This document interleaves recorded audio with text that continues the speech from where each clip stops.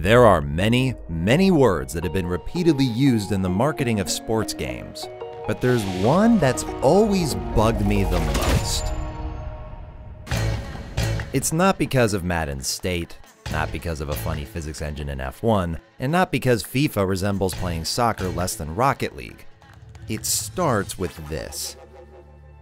Being a Vancouverite, I don't think of a sleek, pristine image, motivational pop music, or big-name celebrities.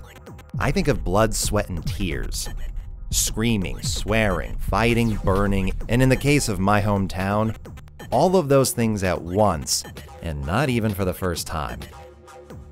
These games may have teams, competitors, venues, outfits, and commentators, but they're filtered through an alternate universe where all of these things have the authenticity of David Guetta. It's not that sport isn't ever as beautiful as these games make them out to be, only that it's equally as brutal. Match fixing, drug abuse, family abuse, infidelity, extortion, backstabbing, corporate backstabbing, overzealous media, fan violence, and cheating, on top of every single ism in the book. And judging from the attention these things always generate, I don't think it's a stretch to say that while hardcore fans may detest the acts themselves, the public at large loves the drama it creates. Because that's what has always drawn the most viewers to sport. Drama. Most people have no idea what a flop shot is, but they know Tiger Woods' mistress scandal, probably too much about it.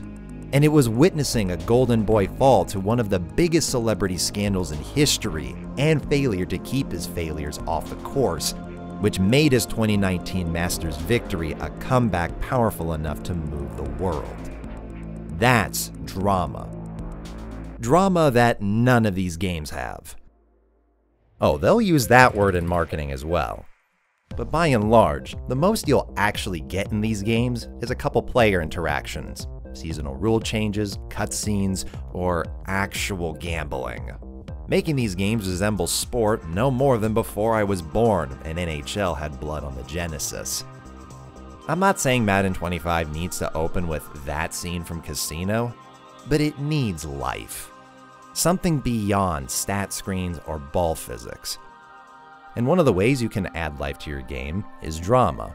But because so much real drama implicates the sports organizations, alongside their endless list of sponsors, the developers of these games are inherently constrained from making their games even a tenth of what they're supposed to be, from making them authentic. So, this is it. This is what we're going to get every year and everything forever. It's why I've always been interested in a game that doesn't just show drugs, gambling, corruption, betrayal, and the F-bomb, but directly incorporate them into an M-rated, uncensored package that, in the creator's own words, by not watering down the experience, we definitely get closer to what the real thing is. The irony is we're more real than these games that are supposedly sims. I don't need Madden 25 to open with a criminal torturing players, but that is how Blitz the League opens. And I'm not going to pretend it isn't kind of refreshing. While not the only M-rated sports game of its time, it was the only attempting to depict a mainstream team game. I'm not saying volleyball isn't a sport, but it doesn't have the Super Bowl. There's a vast difference in scale. DOA X doesn't have stadiums, institutions, a full team roster, established players, or backstories that detail the fictional league's formation. Ostensibly, Blitz doesn't just present sex and violence, but a world. And that, I think, is the reason, despite not having watched a single American football match in my life, nor interested in changing that after Mini-Me showed off footy, the league has always stuck with me, ever since I first saw it 19 years ago. I even remember most of the team introduction videos, used in trailers on GameSpot.com. When you play against New England, you better be ready to tune out a lot of smack. Bonnie Triande flaps his gums like it's going out of style. Bonnie fucking Triande. Worst part is that shit works. The great delivery, brazen yet varied personalities of each star player, and unique visuals per video injects more personality than many current games, let alone sports games. And because this is an M-rated game, its collection of 2000s nu metal and hip-hop is uncensored. After Forza Horizon muted enough lyrics to make instrumentals, it's weird to hear the N-word while changing graphic settings, or team colors. For a team, that's the catalyst of this game's campaign. Yeah, campaign. Instead of franchise mode, career mode, or The League features exactly what EA and 2K would pitch in their sports games a whole decade later. Penned by one of the writers of ESPN Playmakers, the network's highest-rated show outside live football itself, that was only canceled after 11 episodes because of the NFL's objections to the very things this game realizes. I am so on board for this. I don't even care if this game's narrative framework is copy-pasted from any given Sunday. Rip-offs are rip-offs when they're in the same art form, but watching Saving Private Ryan and playing it are not the same thing. And in 2005, the year of Leroy Jenkins, playing Any Given Sunday was completely uncharted territory, not just for sports games as a genre, but video games as an art form. So, what does Midway accomplish with it? Mainly this. Having gotten their animations in previous games cleaved by the NFL since Blitz's origins, Midway's frustration is what shines through this game the most. At its best, Blitz the League reminds me less of Madden and more Doom, with the same maniacal laugh I can't help every time my defense sends an opponent into space or the X-ray cam is played. Yet another feature well ahead of its time.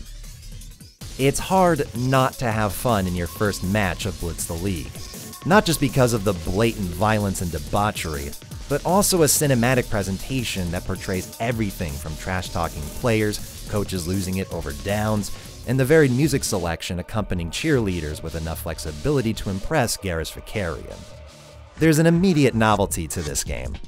One of 2000's corporate edge, when FHM magazine panels were a selling point. Gambling implied backroom dealings instead of phone apps.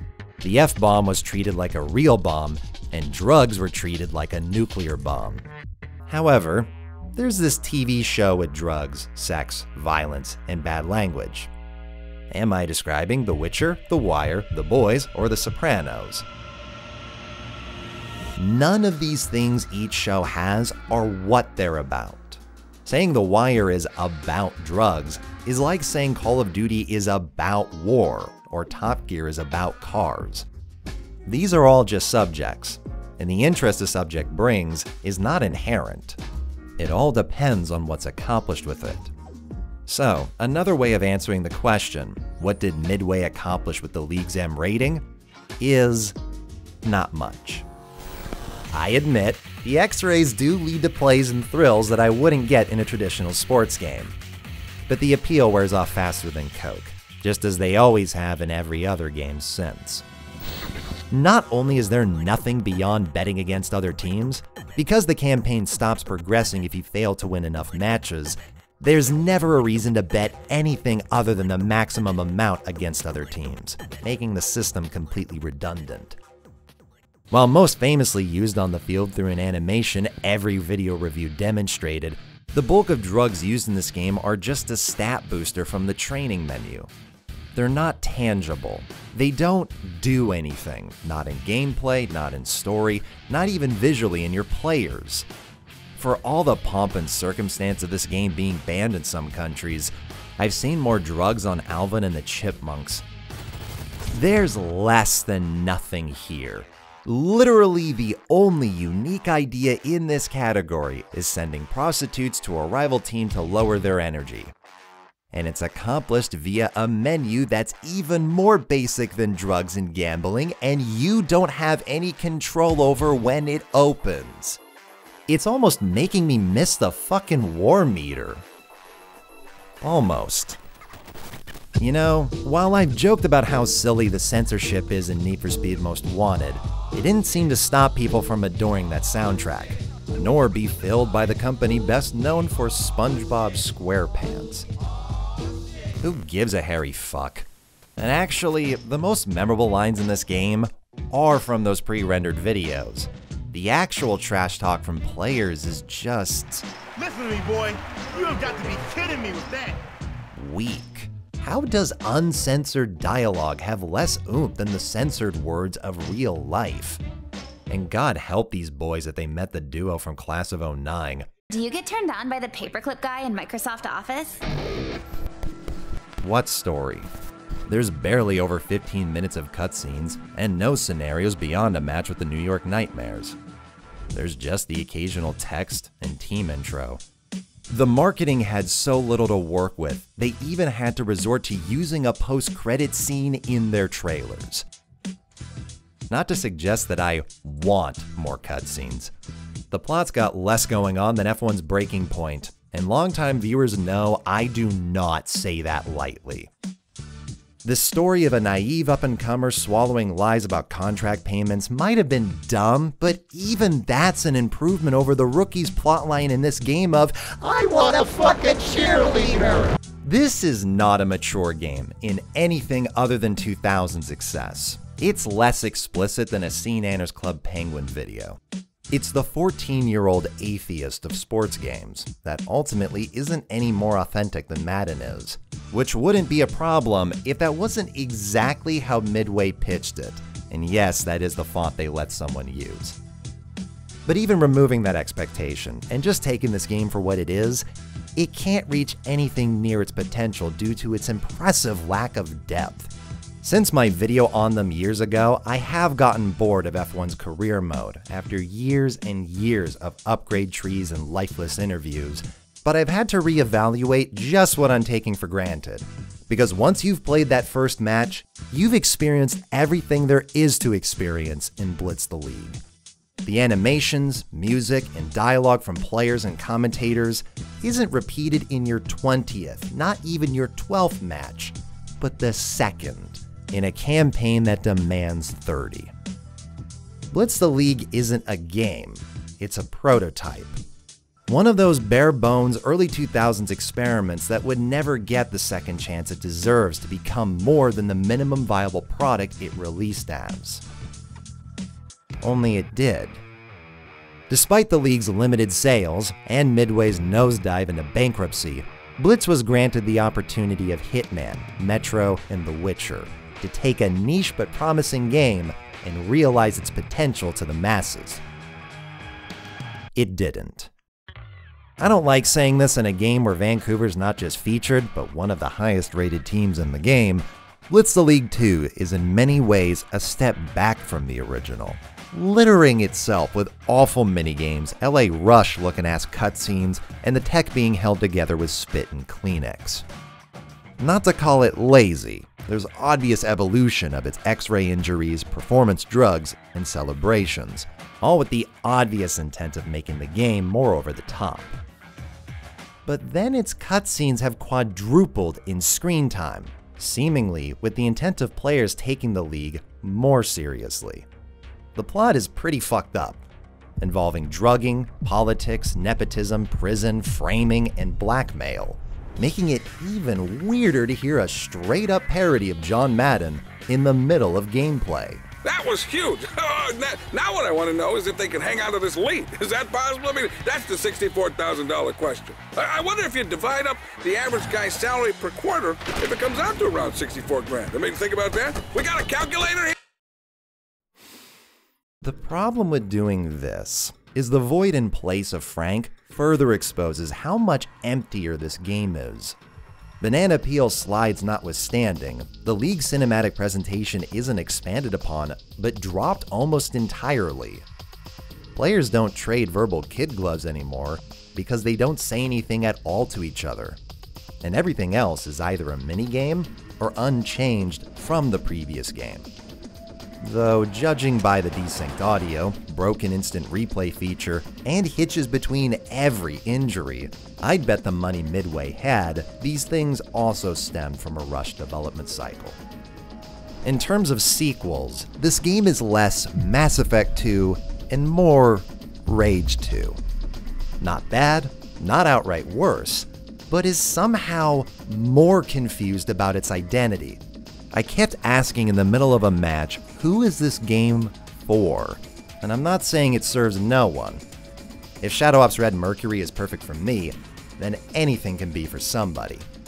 But I think a major difference is that Shadow Ops' camp is easier to appreciate today, because everything it failed was succeeded in the future.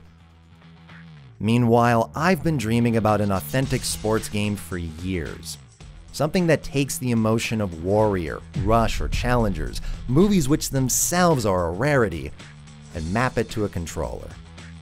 But after 2 decades, Blitz the League and its sequel, regardless of my criticisms, are still the closest thing there is to that dream. But what about its dream? Prior to release, the game was originally titled Blitz Playmakers. The game wasn't officially based on ESPN's drama, but the developers were inspired, and as mentioned, ended up hiring one of the show's writers to work for them, which made me ask, did Blitz fail to realize its potential because Playmakers did? And I had an answer in less than 1 minute of the first episode. Remember the opening of Blitz? Linebacker Quentin Sands breaking bones over an evil laugh? Playmakers opens with linebacker Eric Olczyk visiting a player in the hospital that he paralyzed. Doc says you're doing better. I wiggled my toe, asshole. Playmakers isn't just heavier, its story isn't just more engaging, but in one scene, it puts Eric under heavier conflict than everybody, including the player, in Blitz the League. He's told that his hit was clean. He's told that his hit is what turned the game around for his team. He tells himself that everybody gets hurt in football. And yet, the words he hears and what his eyes see can't be harmonized. So he goes to therapy, listening to tapes of himself, talking about the last times he enjoyed this game, over 10 years ago in high school, awakening the memories and the trauma that came after, which are the reasons Eric plays. This is a season arc. How Eric is going to stay after learning to play for the reasons he wants to, right? Nope. This is a pilot arc about why Eric would choose to stay playing a traumatic game he hates, how the anger from his fear of leaving it is the very thing making him a killer on the field, why he's considered to be a great player. Now that's what I'm talking about. That's beautiful, that's relatable, but most of all, that's authentic. That's what sport is. This game, for these people, is an amplifier and extension of life itself. And PTSD is this show's opening subject. That's before delving deeply into corporate nepotism, closeted players, manipulated fans, serious injuries, media scandals, even full-on murder. And as said, it's not just the heavy subject matter that makes Playmakers. It's the depth of them and the world they take place in, highlighting the role of not just star players, but doctors, assistants, even the halftime cleanup crew in one of the most memorable episodes of the show. And like the greats, these plotlines aren't merely resolved in 45 minutes, but come back into play throughout the entire season, and likely the entire series, had ESPN been able to continue it. Now, putting it alongside those greats in this first season is a little much. I always forget how much of an influence 24 was in the 2000s, until I watched network television from the 2000s. Playmakers might actually love quick cuts, Dutch angles, and shaky cam more than Jack Bauer. They are relentless, even in dialogue, which reminds me of the audio, whose mixing is equally obnoxious. Bad enough to make it hard understanding what a character says one moment, before cutting to a nightclub with music that's dubbed lower than my videos like it too is trying to avoid copyright infringement. Though the most obviously dated component of the show are how the nuances of its male characters that you don't ordinarily see in shows of this era don't reach across the aisle. Whereas everybody from the coaches to assistants and associates are given believable yet profound choices in various conflicts, the wives, girlfriends, and reporters are as one-sided as they are one-note, consistently building the show's least compelling story arcs. It's surreal to go from a team boss manipulating its players into signing a deal to hearing the goddamn saxophone. There are definitely worse, but there's also much better. And yet, despite never intending, I binged the entire show. I was skipping phone calls and chat rooms to prioritize an ESPN football drama from over 20 years ago, because it is unique quality television.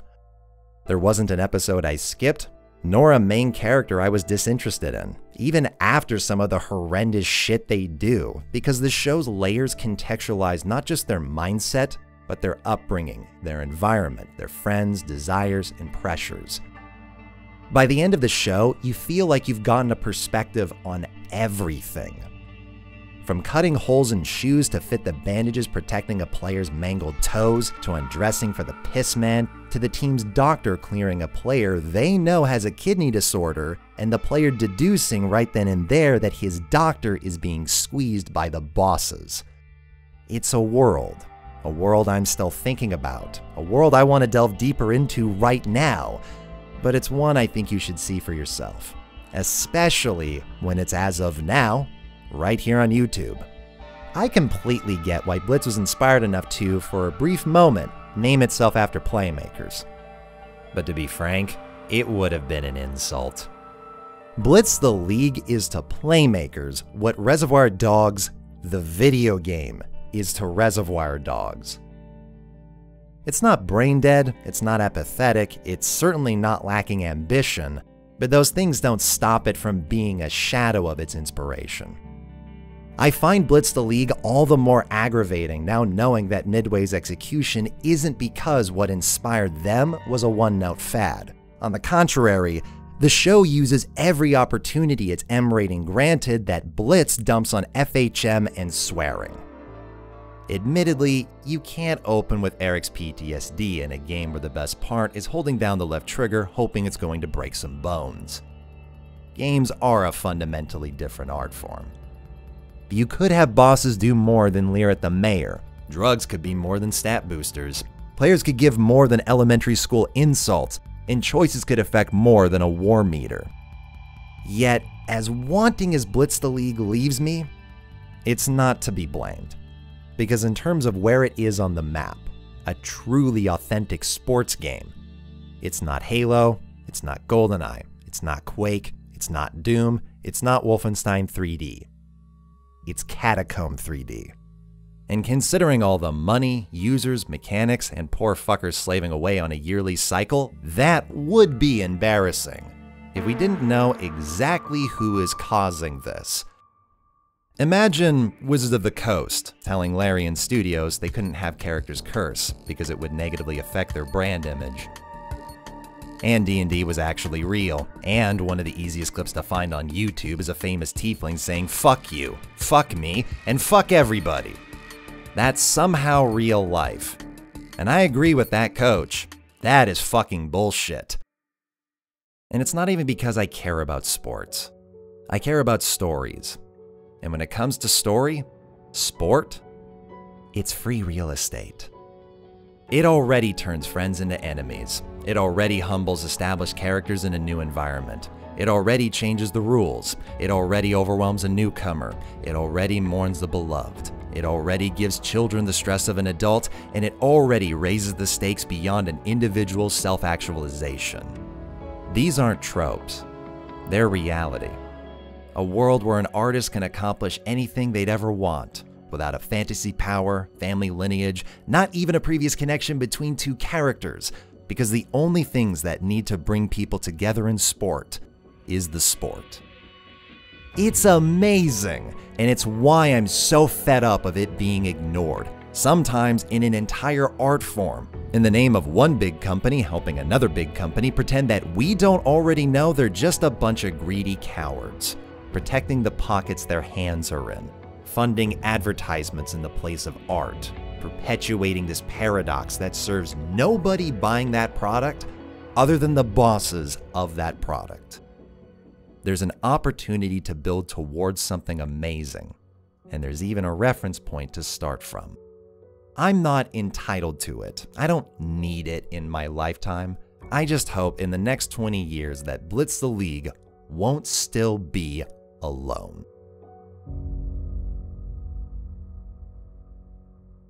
It's like so many ways I can bring it to y'all, man. He is I mean, for real, man. Your boy Buck versatile, man. What y'all know about it? My team is unstoppable. All right. No more Sparky and friends, no more bronchitis, no more boring life shit, no more dental surprises, no more thinking about this topic I've been attempting to breach for years, and no more waiting for the Canadian government to let me get fucking paid by Polish wizards. Let's answer some important questions. Short hair or long hair waifus? I'm not turning down somebody because they have long hair. But short hair is massively underrated, and has been for decades, real or drawn. Straight dudes that complain about short hair on women are cowards and they know it. Since you have at least tried Baldur's Gate 3, thoughts on it? Yeah, that was just IGN footage. I still haven't played it yet. By the way, I'm kind of using this Q&A to test how I sound with my aligners in, so if I sound a little bit weird, that's why. When we doing Spec Ops again? It's an annual thing in my server, so sometime soon.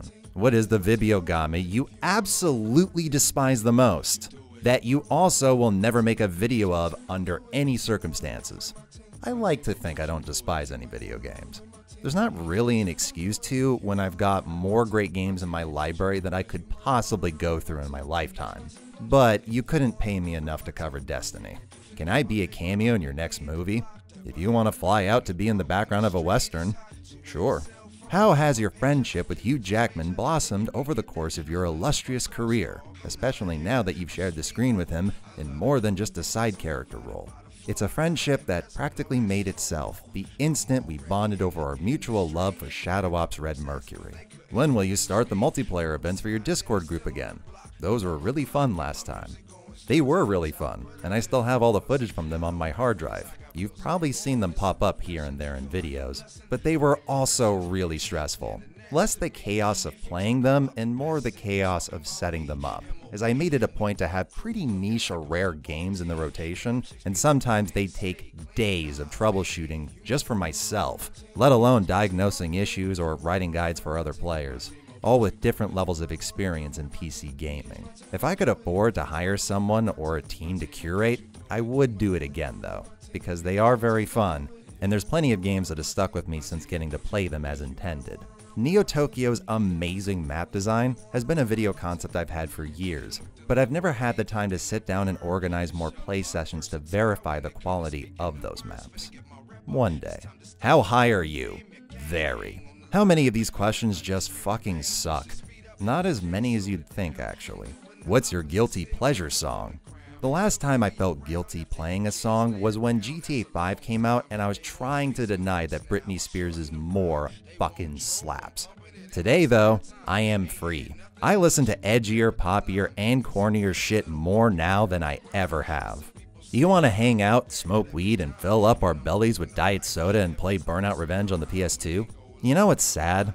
That was probably the best marketing the Burnout franchise has gotten in years. Are you not coming to my wedding anymore? No. Have you seen the year Boeing's had? My plane's probably gonna land on your fucking house.